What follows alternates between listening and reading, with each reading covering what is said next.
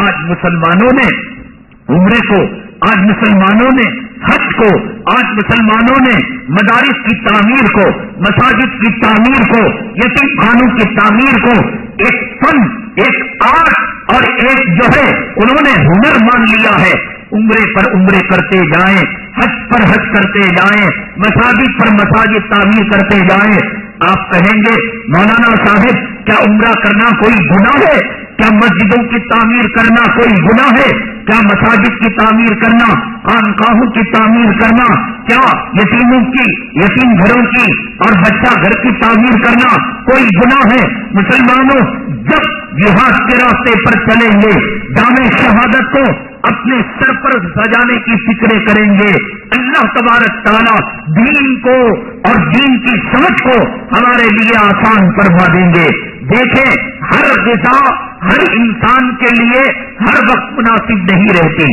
دودھ ایک اچھی غذا ہے. اللہ کے حبیب پاک جناب محمد الرسول اللہ صلی اللہ علیہ وسلم نے جو دعا دودھ کے بارے میں فرمائی، نہ اونٹ کے گوشت کے بارے میں، نہ گائے کے گوشت کے بارے میں، نہ روٹی کے بارے میں. اللہم بارک لنا فی، اے اللہ دودھ کے اندر خیر و برکت نصیب فرما. وزدنا من، علم کی زیادتی کی جو دعا فرمائی وہی دعا اللہ کے حبیب پاک صلی اللہ علیہ وسلم نے فرمایا کہ اے اللہ اسے زیادہ فرما. اللہ کے نبی صلی اللہ علیہ وسلم نے فرمایا شہد کے اندر تمہارے لیے شفا کو رکھ رکھا ہے.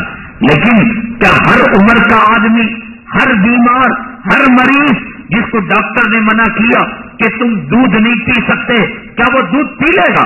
کولیسٹرول کی بیماری جسے ہو، ہارٹ کی بیماری جسے ہو، اور شریان اور رگیں جس کی تنگ ہو چکی ہو کولیسٹرول کی وجہ سے، کیا دودھ اس کے لیے مفید ہے؟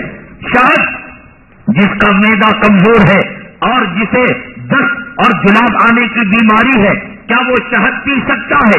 یہ کہہ کر کہ اللہ نے شہد کے اندر شفا رکھی ہے، یقیناً شفا رکھی ہے، لیکن اس کے اہل کچھ لوگ ہیں. اللہ نے دودھ کے اندر خیر و برکت رکھی ہے اور زیادتی کی دعا آقا نے فرمائی ہے، لیکن اس کے اہل کچھ لوگ ہیں.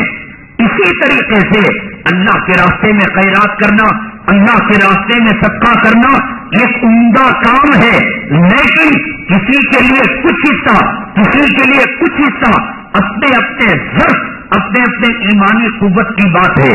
سیدنا صدیق اکبر رضی اللہ تعالیٰ عنہ نے اپنا سارا مال تبوک کے موقع پر نبی کریم صلی اللہ علیہ وسلم کے قدموں کے اندر ڈال دیا.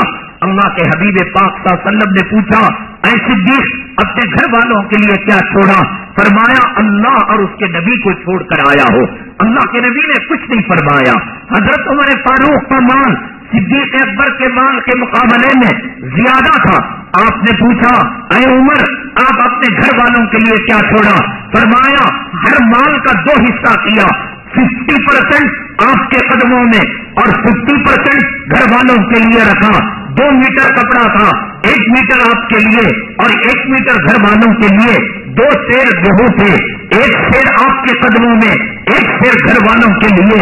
2 بکریاں تھیں، 1 بکری آپ کے قدموں پر، 1 بکری گھر والوں کے لیے. اللہ کے نبی صلی اللہ علیہ وسلم ضرب کو پہچانتے تھے. آپ نے یہ نہیں فرمایا کہ آپ جس طریقے سے صدیق نے کام کیا وہ کام کرو، سامان لا کر میرے قدموں پر ڈال دو. صدیق جتنا کر سکتے تھے اس کو برداشت کر لیا، حضرت عمر جتنا کرتے تھے اس کو برداشت کر لیا. یہ حضرت فاروق اور حضرت صدیق کے ساتھ یہ معاملہ تھا. حضرت سعد ابن معاذ رضی اللہ تعالیٰ عنہ نے جب صدقے کا بیان سنا اور خیرات کا بیان سنا ایک دم اچانک جوش میں آ گئے. فرمایا اے اللہ کے نبی صلی اللہ علیہ وسلم میں اپنے سارے مال اور ساری دولت کو آپ کے قدموں کے اندر نچھاور کرتا ہوں. حدیث کو سمجھنا، کتابوں کو پڑھ کر، انٹرنیٹ کے اندر بیٹھ کر انگلیاں کی بورڈ کے اندر چلانے سے علم حدیث کو پڑھا جا سکتا ہے. علم حدیث کی گہرائی تک اس وقت تک نہیں پہنچا جا سکتا جب تک کہ اس کی سند اللہ کے نبی صلی اللہ علیہ وسلم سے جا کر نہیں ملتی، جب تک کہ اس کی سیرت کا سلسلہ ہندوستان کے اندر حضرت شاہ ولی اللہ محدث دہلوی تک جا کر نہیں پہنچتا.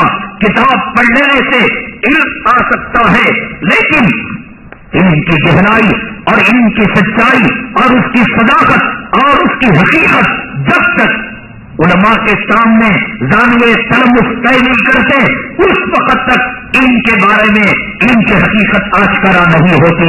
دیکھو حضرت ابوبکر صدیق کا مال کم ہے، لیکن سارا گھر دے دیا، اور گھر کے اندر رات کی تاریکی کے اندر دیواروں کے اندر کوئی چیز تلاش کر رہے ہیں۔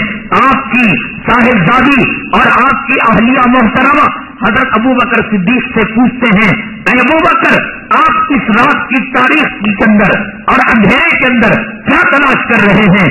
سیدنا ابوبکر صدیق فرماتے ہیں، میں دیکھ رہا ہوں اگر میرے گھر کے اندر ایک سوئی یا میخ مل جاتی ہے وہ بھی میں نبی کے قدموں کے اندر جا کر ڈال دوں گا۔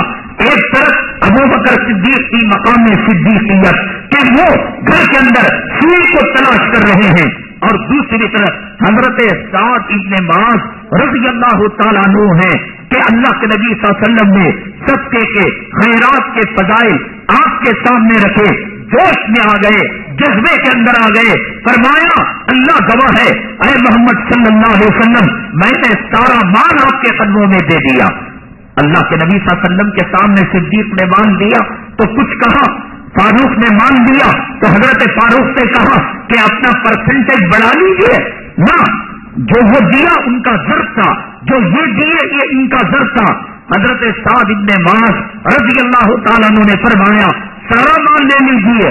آقا نے فرمایا اپنے گھر والوں کے لیے کچھ رکھا کرو اے ماں سعد۔ کہا میں کیا ایک 30% کو رکھوں، ایک تہائی کو رکھوں؟ آقا نے فرمایا اس سے کچھ بڑھا لو۔ کہا آدھا رکھوں؟ فرمایا کہ اس سے یہ پرسنٹیج کی بات حضرت ابوبکر صدیق سے نہیں ہو رہی ہے، یہ پرسنٹیج کی بات حضرت عمر فاروق سے نہیں ہو رہی ہے، یہ پرسنٹیج کی بات غور کرو حدیث پر۔ حضرت سعد بن معاذ کو فرماتے ہیں کہ آپ کہتے ہیں ایک تہائی؟ فرمایا نہیں۔ کہا آدھا؟ فرمایا نہیں۔ فرمایا کہ 3 تہائی، ایک روٹی کے 4 ٹکڑے، 3 ٹکڑے گھر والوں کے لیے، ایک ٹکڑا 25% آپ کے لیے۔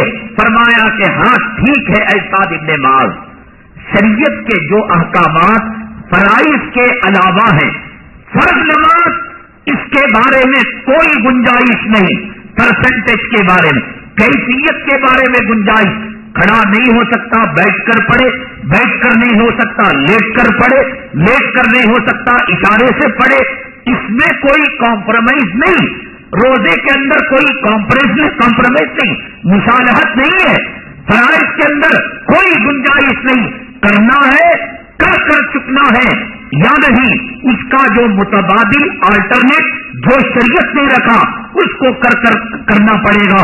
اس کے علاوہ اللہ کے عذاب کا شکار، اللہ کے عذاب کا انتظار کرنا پڑے گا۔ لیکن جو چیزیں نوافل ہیں، انسان کا ضرب، انسان کی قوت برداشت اور انسان کی صلاحیت پر موقوف ہے۔ صدقہ اور خیرات، صدیق کا مزاج اور ہے، فاروق کا مزاج اور ہے۔ حضرت عمر فاروق رضی اللہ تعالیٰ عنہ نے فرمایا تھا ایک مرتبہ کہ اگر میرا صدیق فاروق سے معاملہ ہو جائے، میں کہوں گا میری ساری زندگی کی نیکیاں میں تمہیں دوں گا، غار ثور کے اندر جو رات گزاری وہ رات مجھے دے دو۔ حضرت عمر فاروق رضی اللہ تعالیٰ عنہ کی نیکیوں کے مقابلے میں حضرت صدیق کا مقام کیا تھا، اور صدیق اکبر کی ایک رات غار ثور کی عبادت کے مقابلے میں حضرت عمر فاروق کے اعمال کا مقابلہ کیا تھا، یہ ان کا ضرب تھا۔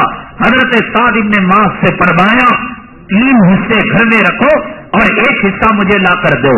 عمرہ کرنے سے، طواف کرنے سے یقیناً درجات بڑھتے ہیں، یقیناً گناہ معاف ہوتے ہیں، لیکن پکنک منانے والے، جوروپ کو لے کر پکنک اور سیر و تفریح کرنے والے اپریل مئی کے اندر اسکولوں کی چھٹیوں کے اندر کنیا کماری اوٹی کو کیا جائیں، سوئٹزرلینڈ کو کیا جائیں، فرانس کو، امریکہ کو کیا جائیں، اور سری لنکا اور سنگاپور کو کیا جائیں، بنگلہ دیش، پاکستان کیا جائیں، چلو عمرے کے اندر عمرے کا عمرہ بھی ہو جائے گا اور پکنک کی پکنک بھی ہو جائے گی. دیکھو عمرہ ان لوگوں کے لیے جو اللہ والے ہیں. کعبے کو دیکھ کر ایمان کی قوت بڑھتی ہے.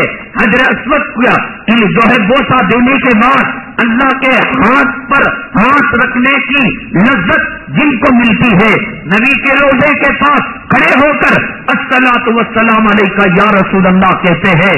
ان کے دل کی تاریں نبی کی محبت سے جا کر ملتی ہیں. ایسے لوگ ہر دن عمرہ کرے, ہر مہینہ عمرہ کرے, ہر سال عمرہ کرے. ان کو عمرہ کرنا مبارک ہو, اس لیے کہ ان کی ایمانی کیفیت کے اندر اضافہ ہوتا ہے. حضرت اقدس مولانا قاسم نانوتوی رحمت اللہ علیہ نے فرمایا, جو آدمی زیارت حرمین شریفین کے لیے جاتا ہے, حج کے لیے جاتا ہے, عمرے کے لیے جاتا ہے, حجر اسود کے سامنے جاتا ہے, تو حجر اسود اس کے دل پر ایک چھاپ چھوڑتا ہے. اگر وہ برا ہے تو اس حج اور عمرے کے بعد اور خطرناک برا ہو جاتا ہے. چور ہے ڈاکو ہو جاتا ہے, ڈاکو ہے بلند ہو جاتا ہے, بے نمازی ہے کفر اور شرک کے قریب چلا جاتا ہے. عمرہ کرنا ایمان والا, عمرہ کرنے کے لیے ضرورت چاہیے. اللہ کے کعبے میں جانے کے لیے حوصلہ چاہیے. نبی کے روضے کے پاس صلاۃ و سلام پڑھنے کے لیے لیاقت چاہیے. ہر کوئی حرام خور, ہر کوئی رشوت خور, ہر کوئی داڑھی مڈا اگر پکنک کے لیے گھومنے کے لیے اپنی بیوی بچوں کو لے کر سیر سپاٹے کی نیت سے چھٹیوں کو گزارنے کے لیے اگر عمرہ کرتا ہے, یہ عمرے کی توہین ہے. اور اس عمرہ کرنے کی وجہ سے وہ ضلالت اور گمراہی اس کے لیے بڑھ جاتی ہے. ہر ایک کا ایک ظرف ہے. ابو بکر کا ظرف اور تھا, عمر کا ظرف اور تھا, سعد ابن معاذ کا ظرف اور تھا, مجاہدوں کا ظرف اور ہے. اللہ کے حبیب پاک جناب محمد رسول اللہ صلی اللہ علیہ وسلم کے پاس ایک صحابی آئے اور فرمایا, میں جہاد کے راستے میں جانا چاہتا ہوں. اللہ کے حبیب پاک صلی اللہ علیہ وسلم نے فرمایا, کیا تمہاری ماں زندہ ہے؟ فرمایا کہ ہاں میری ماں زندہ ہے. کیا اس کے لیے تمہارے خدمت کی ضرورت ہے؟ کہا ہاں ضرورت ہے. فرمایا کہ جاؤ, تمہارا جہاد یہی ہے کہ تم ماں کی خدمت کیا کرو. اللہ کے نبی صلی اللہ علیہ وسلم اس کے ضرف کو جانتے تھے, اس کی قوت برداشت کو جانتے تھے. جب وہ تیروں کی بوجھاڑ کو دیکھے گا, وہ تلواروں کی کھنکھناہٹ کو دیکھے گا, جب سروں کا سر قلم ہوتے ہوئے دیکھے گا, خون کی نتی بہتے ہوئے دیکھے گا, گھمسان کی جنگ جب دیکھے گا, وہ حوصلہ جانتے تھے کہ یہ اس کی قوت برداشت کیا ہے. کیا اللہ کے نبی صلی اللہ علیہ وسلم کو اس کے حق میں جہاد کی فضیلت معلوم نہیں تھی؟ کیا اللہ کے نبی صلی اللہ علیہ وسلم نماز کو اجازت دینے والے, واپس کو اجازت دینے والے, اپنے باپ خیثمہ کے مقابلے میں ساتھ کو اجازت دینے والے, اپنے باپ زیاد ابن سکن کے مقابلے میں ان کے بیٹے کو اجازت دینے والے, آخر اللہ کے نبی صلی اللہ علیہ وسلم نے کیوں کہا کہ تم جاؤ تمہاری ماں کی خدمت کیا کرو؟ ایک صحابی آئے, فرمایا میں حج کرنا چاہتا ہوں. اللہ کے نبی صلی اللہ علیہ وسلم نے فرمایا تمہارے ماں باپ زندہ ہیں؟ فرمایا ہاں زندہ ہیں. جاؤ تم حج نہ کیا کرو, ماں باپ کی خدمت کیا کرو. یہ کوئی شریعت کا مسئلہ ہے کہ باپ زندہ ہو ماں زندہ ہو؟ یہ کوئی شریعت کا مسئلہ ہے کہ ماں خدمت کے لائق ہو, حج نہ کیا جائے, عمرہ نہ کیا جائے؟ شریعت کے مزاج کو سمجھے. جن کو ماں کی خدمت مفید ہے وہ ماں کی خدمت کریں, جن کو حج مفید ہے وہ حج کیا کریں, اور جن کو ماں باپ کی خدمت مفید ہے یہ شریعت کا مزاج ہے. عمرہ یقیناً اجر کا باعث ہے, ثواب کا باعث ہے. ہر ایرے غیرے نتو خیرے کہ جو بدعتی ہے, داڑھی منڈا ہے, حرام خور ہے, چٹ فنڈ چلانے والا ہے, جوڑوں کا غلام ہے, اپریل مئی میں جون میں بچوں کی چھٹیاں ہوئی اور ویزا لگا لیا, ٹھپا لگا لیا, حج کیا ہے معلوم نہیں, عمرہ کیا ہے معلوم نہیں, احرام کیا ہے معلوم نہیں, احرام کی پابندیاں کیا ہے معلوم نہیں, طواف کیا ہے معلوم نہیں, سعی کیا ہے معلوم نہیں, زمزم کیا ہے معلوم نہیں, اور چلا گیا. اللہ کی قسم وہ اور پیچھے کی طرف جائے گا. آ کر 1 نمبر کا جھوٹا مکار عیار ہو جائے گا۔ عمرہ مفید ہے عمرہ کی اہلیت رکھنے والوں کے لیے، حج مفید ہے حج کی صلاحیت رکھنے والوں کے لیے۔ چھوٹے بچے کو آپ اون کے پیروں کا شیروا پلائے، پایا پلائے، بھئی یہ طاقتور ہے، خون کے جلاب مارے گا۔ 80 سال 90 سال کا بوڑھا جس کے دانت کم چلے جا چکے ہیں، معدہ کمزور ہے، آپ اس کو طاقتور مرغن غذائیں کھلائیں، وہ برداشت کرے گا؟ جو ہے غذا طاقتور ہے اس کا کوئی قصور نہیں۔ دودھ اللہ نے اس کے اندر خیر و برکت رکھی، اللہ نے شہد میں شفا رکھی، لیکن اس کے لائق تو بننا چاہیے۔ حج ثواب کا کام ہے، عمرہ ثواب کا کام ہے۔ نفلی حج کرنے والے، نفلی عمرہ کرنے والے اس کو پکنک منا کر اپنی زندگیوں کے اندر خدا کے عذاب کو دعوت نہ دیں، خدا کے قہر کو دعوت نہ دیں۔ اللہ کے عذاب کو اس زمین کے اندر نازل کرنے کا ذریعہ اور سبب